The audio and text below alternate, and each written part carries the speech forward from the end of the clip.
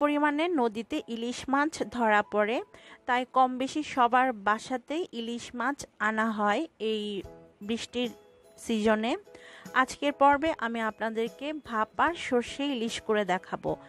অসম্ভব স্বাদের এই সর্ষে ইলিশ একবার ট্রাই করার অনুরোধ রইল সবার কাছে। চলুন তাহলে দেখে নিই আমার আজকের রেসিপি। প্রথমে আমি একটা বাটিতে হাফ কাপ পানি নিয়ে নিচ্ছি। এবারে এই পানির সাথে আমি 1 টেবিল চামচ হলুদ সরিষা নিয়ে নিচ্ছি। সেই সাথে আমি আরও দিব 2 টেবিল চামচ পরিমাণ কালো সরিষা। আমি এখানে 2টা সরিষা ব্যবহার করছি, তবে আপনারা চাইলে যে কোনো একটা সরিষা ব্যবহার করে এই ভাপা সর্ষে ইলিশ রান্না করতে পারবেন। খুব ভালোভাবে সরিষাগুলোকে পানির সাথে মিশিয়ে 30 থেকে 1 ঘন্টার জন্য পানিতে ভিজিয়ে রাখবো। 1 ঘন্টা পরে আমি খুব ভালোভাবে সরিষাগুলোকে ধুয়ে নিয়েছি আর সাথে 2টা কাঁচামরিচ দিয়েছি। সামান্য একটু পানি অ্যাড করে এখন সরিষাগুলোকে ব্লেন্ডারে মিহি পেস্ট করে নিতে হবে। ব্লেন্ডারে আমি পেস্ট করে নিয়েছি সরিষাগুলোকে, ঠিক এরকম মিহি পেস্ট করে বেটে নিতে হবে। এবারে আমরা মাছগুলোকে একটু প্রসেস করব। আমি এখানে আজকে রান্নার জন্য 3 টুকরা ইলিশ মাছ নিয়েছি, আর আমি একটু বড় সাইজের ইলিশ নিয়েছি।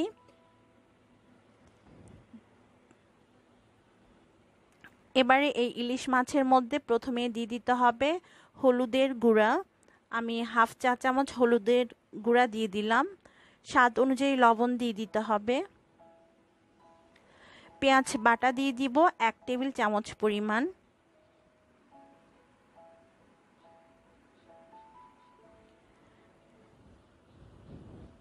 সেই সাথে লাল মরিচের গুঁড়া দিয়ে দিব 1 চা চামচ পরিমাণ। এখানে ঝালটা আপনারা নিজেদের স্বাদ বুঝে অ্যাড করবেন। আমি আমার স্বাদ বুঝে 1 চা চামচ দিয়েছি। এবারে সরিষা বাটা দিয়ে দিচ্ছি 5 চা চামচ পরিমাণ।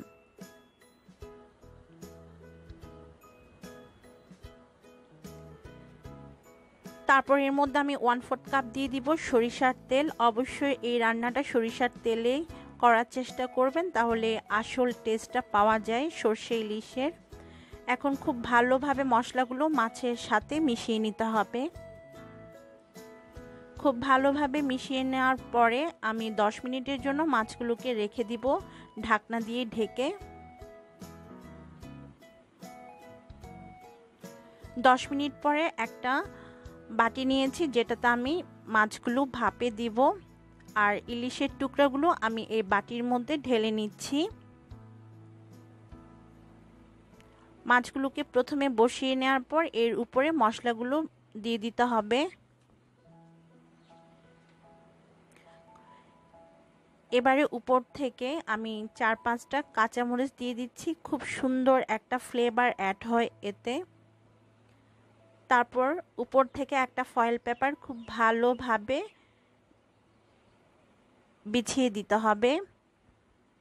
তো খুব ভালোভাবে একটা ফয়েল পেপার আমি বাটির উপরে লাগিয়ে নিয়েছি। এখন ভাপে দিব।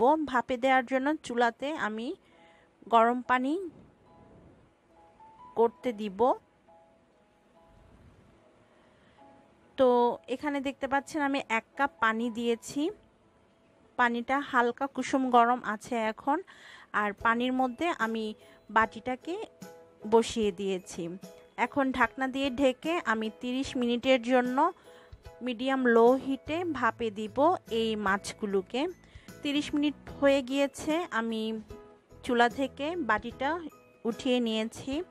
আর এখন আমি আপনাদেরকে দেখাচ্ছি যে আমাদের ভাপার সর্ষে ইলিশ কেমন হয়েছে। দেখতে পাচ্ছেন তেলটা একদম উপরে উঠে এসেছে। কখন বুঝবেন আপনি যে আপনার সর্ষেটা ভালোভাবে হয়েছে? যখন তেলটা উপরে উঠে আসবে তখনই বুঝতে হবে আপনাদের মাছ হয়ে গিয়েছে। তো তৈরি হয়ে গেল আমাদের ভীষণ মজাদার ভাপার সর্ষে ইলিশ। আমার রেসিপিতে একবার ট্রাই করে দেখবেন, আপনাদের সবার অনেক ভালো লাগবে আশা করছি। আজকের মতো আমি বিদায় নিচ্ছি। সবাই অনেক ভালো থাকবেন। আল্লাহ হাফেজ।